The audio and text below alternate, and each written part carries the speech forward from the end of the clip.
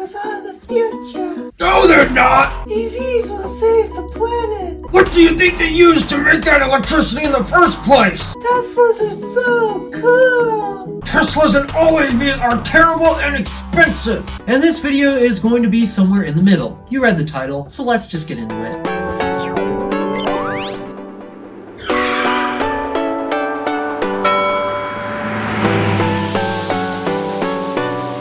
Okay, so it's a bit obvious that I might have a slight bias towards something. Well, you know what? Why don't I actually address my bias real quick? I wrote it in my script because I cannot remember exactly how to word it. Here we go. Okay, so due to a couple videos I made, it seems like I'm a big Tesla/EV fanboy. But also due to some other videos I made, I might seem like I don't give a crap about them either. So I'm quickly going to point out that I'm actually a fan of both, and for these reasons. So here are 5 reasons as to why you should consider one or the other. So we're going to start off with gas because everyone knows what a gas car is. Everyone has ridden in a gas car and, well, yeah, let's just start off with that. First of all, gas cars, this is kind of objective at this point. They start off at much more affordable MSRPs, as well as their insurance is also cheaper. I knew something was off. My cabinet was moved. One sec.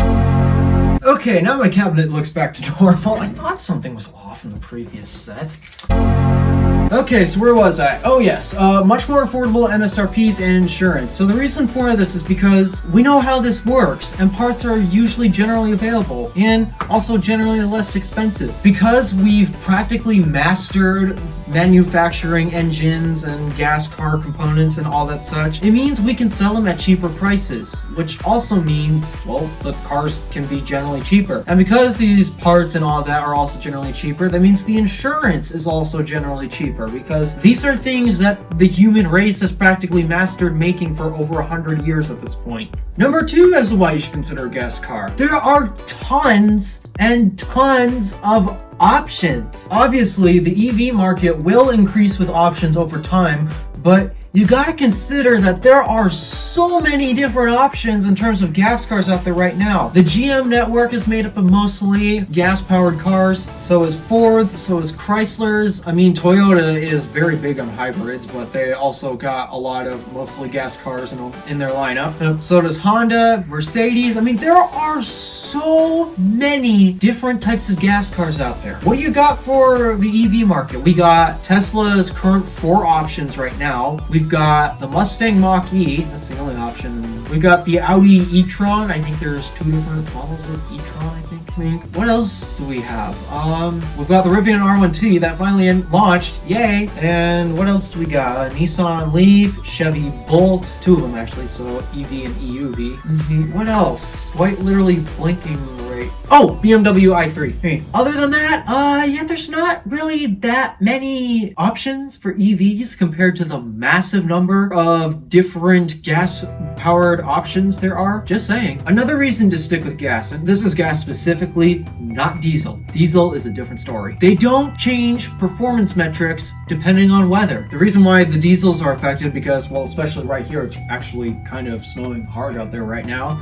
If it gets cold enough, well, the diesels are usually harder to start, but general gas-powered vehicles, well, doesn't matter. Cold, hot, it'll start up, and usually you'll get around the same mileage, performance metrics. I mean, it's not really that dramatically affected by the weather. So if you live in an area where you get pretty warm summers and pretty freezing winters, kind of like I do, yeah, this is actually one of the biggest reasons why I'm not a fan of electric vehicles up in this area. It's because, well, their performance is really dramatically affected by the cold up here. Another benefit, kind of really is a benefit to be honest, that gas cars have, engine noise. What? That's a benefit? Are you crazy? I usually provide justification for these things, so here's why you can justify engine noise as a pro. Have you ever actually had an electric car sneak up on you before? Yes, I kid you not. I've had a Toyota Prius in EV only mode sneak up on me before. Whew, that scared the crap out of me. So it may not be a benefit to the driver per se, but it is a benefit to any outside pedestrians that happen to be in the area. That way, they know you're close by. Hey, compared to that one Prius that really scared the crap out of me. I thought I heard tire noise, but wow, that scared me. And the last benefit to gas cars is, well, the sheer number of gas stations. I mean, I don't know a single town you can go to that doesn't actually have a gas station. Let me count how many we got up here. We got 2 BPs, 3 Chris, and a Shell. We got a Mobile. We got a few holidays. We got a holiday there. We got like 7 gas stations, and I don't really live in a particularly large town. So if you can get like 7 gas stations in your town, then I guess if you go to a smaller one, you can at least expect 1 gas station. So if whenever you're low on gas, all you have to do is just find the next town, you're bound to find a gas station. But there is a slight issue with gas stations going on right now, and hey, this is actually where we segue into the electric vehicles. And here's the reason that there's a problem with the gas stations that electric vehicles actually solve. Electricity generally costs less. It really depends on where you live. Like, for example, where I live, it is really expensive. Electricity usually costs less than gasoline. And like I said, it is expensive where I live, but even so, it's still cheaper than gasoline. Yeah, gas stations are having this problem, and gee, I wonder why. Seriously, this is really uncalled for. What are some other benefits to electric vehicles aside from, yeah, electricity is actually cheaper than gasoline? Since you're not just limited to having to go to a station to get your car recharged, you can also charge it at home. Well, that means if you go on a long road trip, you can always leave your house topped off at exactly 100%. Gas cars, you got 100 minus the distance it took you to get home. That's a benefit to electric cars. May seem small, but hey, every mile makes a difference. Another advantage to EVs that I'm a really huge fan of, actually, is there's less expensive parts to break. Now, there are expensive parts in there. In fact, some of the parts are more expensive than even gas car components, which is why the insurance is actually pretty high. Their endurance still has yet to be proven. But the EV removes a lot of different parts that are very expensive. Like, for example, there's no engine, and usually engine repairs are expensive, and it adds a lot of maintenance. You gotta keep on top of your engine oil, your engine coolant, oil filter, pumps. So yeah, you gotta keep on top of those. So that adds to your maintenance costs. You gotta keep track of a transmission. Okay, the Porsche. Oh, I forgot the Porsche Taycan. That was another EV. You gotta keep on top of the transmission, except in the Porsche Taycan, because believe it or not, the Porsche Taycan is, well, right now, the only EV I'm aware of that actually has a transmission in it. Most EVs don't have a transmission, but the Taycan does. And transmissions can fail. I know this because my parents have had so many cars that needed their transmissions rebuilt. You also have to keep on top of tranny coolant and fluid and stuff like that, so that's more maintenance costs. Yeah, if you remove those big expensive components, that really helps drive down the maintenance. And speaking of maintenance, this is actually a subcategory of this. EVs have the ability to regain energy as they are braking, which means you don't necessarily have to apply the brakes except in dire emergencies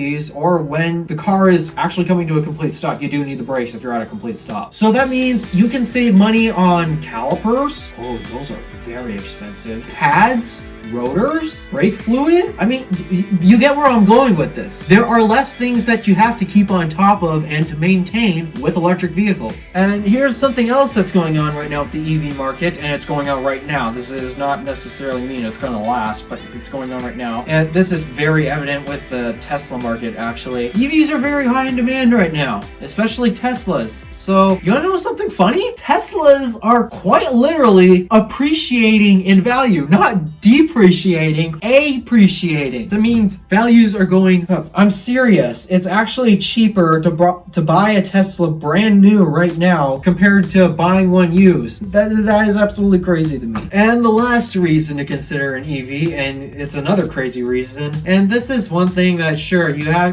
have to spend usually like, I don't know, around above $50,000, like maybe $70,000 is where you need it to get this number in a gas car. You can't achieve it, but EVs offer it at a much cheaper price, and it's the insane performance. Electric motors, substantial torque, so much that what are you even going to do with it? Do 0 to 60s in 2 seconds, which you can't do with a Tesla Model S Plaid. I cannot believe you can do that, actually. And believe it or not, performance in a vehicle can actually contribute to safety. You're in a bad situation where an accident can happen. Well, sometimes slamming on the break, what if you're already in this situation? So that means you gotta get out of it. How do you get out of it? Having a lot of performance helps you get out of it faster. That's one reason, but the other reason is just to give your passengers car sick, motion sickness, whatever. Okay, maybe that's not a good reason, but still, it's fun. And generally, if you really want to get this type of performance in a gas-powered car, you're usually paying a lot of money for it versus even the cheapest Model 3 right now. That's still got much faster performance compared to a gas car around the same price. What is the 0 to 60 for the Model 3? Like around 4 seconds or something? Less than 4? It's fast. So, once again, I already made a video explaining why you should buy new or used, 2 reasons for each. Well, what do you know? Gas or electric, 5 reasons each. All of these things definitely have their advantages, and that's one thing I just want you guys to keep open in mind. I'm willing to admit when things have advantages and when things don't. Here we go. What would you personally buy? So, now that you have the knowledge of some advantages to gas or electric, what type of car would you personally buy? Let me know in the comments below. Alright, thank you for watching. Do me a favor and interact with the stuff below. My name is DeWolf, Random Alpha, signing out.